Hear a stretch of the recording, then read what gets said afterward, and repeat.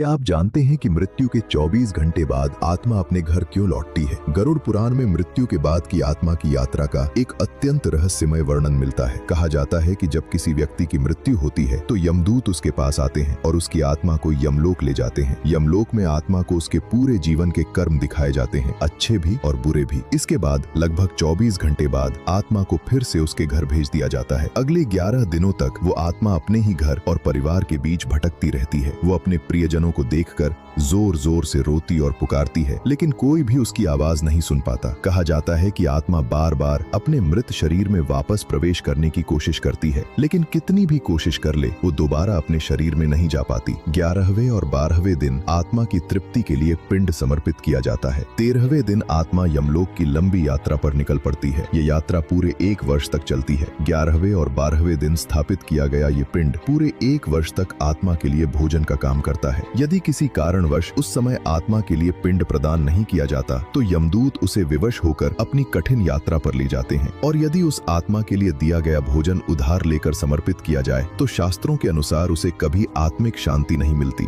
ये रहस्यमय कथा हमें ये सिखाती है कि मृत्यु केवल शरीर का अंत है। यदि ये कथा आपको सोचने पर मजबूर कर गई हो तो ओम नमः शिवाय कमेंट करें और ऐसी ही रहस्य